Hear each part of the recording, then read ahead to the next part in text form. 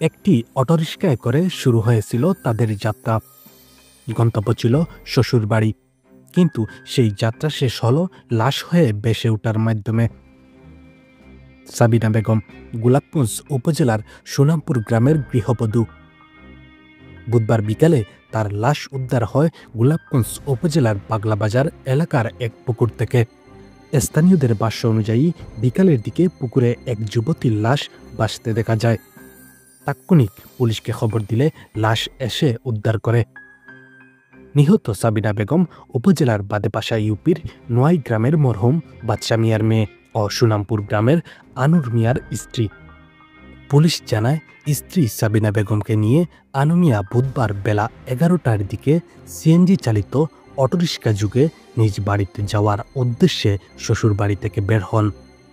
ধারণা করা হচ্ছে, বাগলা যাওয়ার পথে স্ত্রীকে খুন করে পুকুরে লাশ ফেলে দেন স্বামী। এদিকে নিহত সাবিনা বেগমের স্বামী আনু মিয়াকে আটকের বিষয়টি নিশ্চিত করে গোলাপগঞ্জ মডেল থানার ভারপ্রাপ্ত কর্মকর্তা ওসি মোহাম্মদ মনিরুজ্জামান মোল্লা বলেন, লাশের শরীরে আঘাতের চিহ্ন রয়েছে। স্বামীর কাছ থেকে বিস্তারিত তথ্য জানার চেষ্টা করছে পুলিশ এবং লাশ ময়নাতদন্তের জন্য Sylhet MAG Usmani medical college হাসপাতালে পাঠানো হয়েছে। শামিল হোসেন, জি ভয়েস 24।